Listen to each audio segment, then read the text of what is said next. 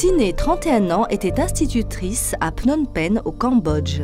Didier, 52 ans, était directeur scientifique à Mazerole. Vivant à la campagne et d'une nature réservée, Didier se sent des affinités avec la mentalité des femmes asiatiques. Aussi, après un an de solitude, il décide de s'inscrire à Eurochallenge.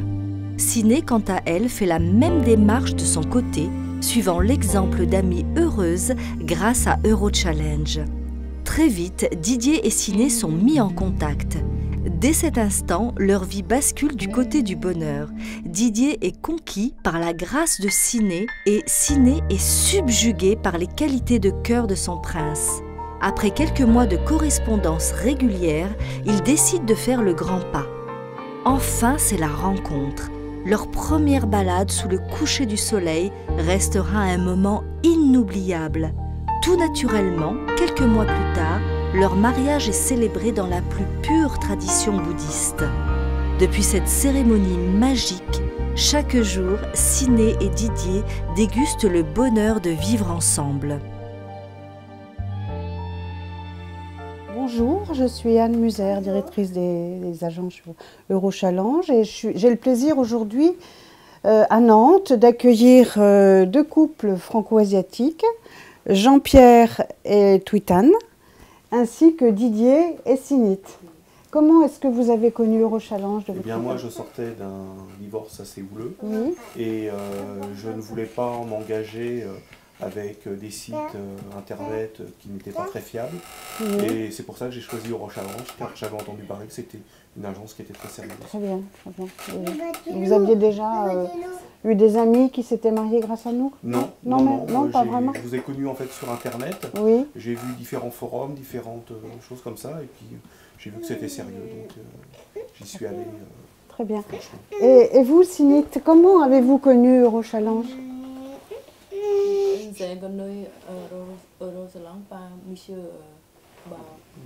Monsieur Bat, oui, qui est notre correspondant au Cambodge.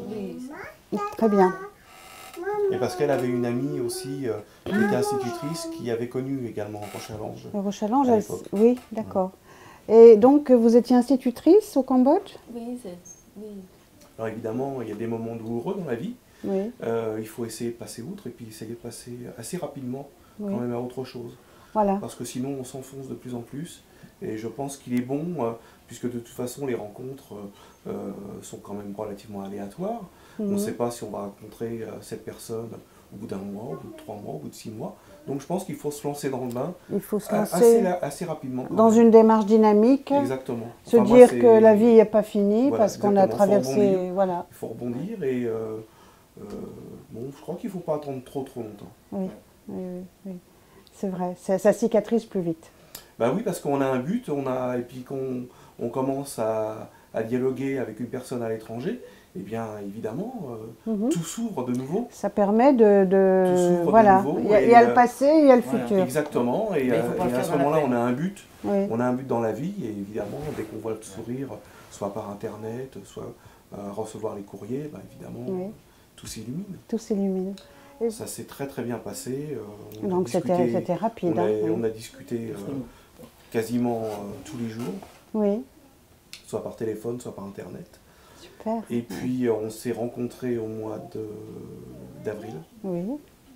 On s'est fiancés au mois d'avril, sur place. D'accord. Là-bas au Cambodge. Au Cambodge. Et on s'est mariés au mois de fin juin. Oui, donc c'était tambour battant quand même aussi. Ça a été très vite. Oui, très ça allait très vite des bien. deux côtés. Donc voilà, quoi. Parce qu'après, une fois que c'est enclenché, bah, on veut que ça aille vite. Hein. Oui, bien normal, sûr, hein, bien sûr, bon, oui. On veut qu'elle soit à côté de nous, et puis donc voilà. Je suis très contente, je voudrais dire enfant avec mon mari très vite comme ça. Oui.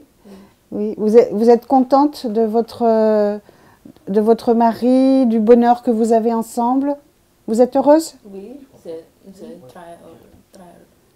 Très heureuse? Oui. Et vous, Jean-Pierre?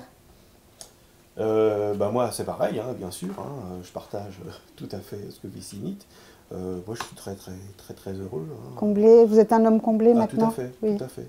Et puis bon, ça fait très longtemps que je voulais vivre avec une jeune femme asiatique, donc, ah oui, donc ça fait très longtemps que j'allais en Asie. Vous avez réalisé votre rêve, si j'ai bien compris. Tout à fait, tout à fait. Et prochainement, même, il est même probable qu'on aille s'installer sur place. Ah, ça c'est une nouvelle originale. Oui. Parce que dans votre métier, vous pouvez vous installer là-bas, non? Non, mais bon... Créer quelque chose. Je peux créer quelque chose là-bas. Oui. Assez oui. facilement. Oui, je voudrais vivre au Cambodge aussi. Oui, aussi. Vous seriez contente de retourner? Oui, je suis très contente. En France et au Cambodge aussi. On va acheter la terre et pour construire la maison. Construire, oui. Pour vivre au Cambodge. Tout à fait. Oui. Il retraite, c'est ça. Oui, je serai à la retraite. Voilà. Ah oui, oui, mais c'est un petit peu loin quand même, non? Oui, dans 7-8 ans. Ouais. Mais c'est un joli projet, c'est un joli projet.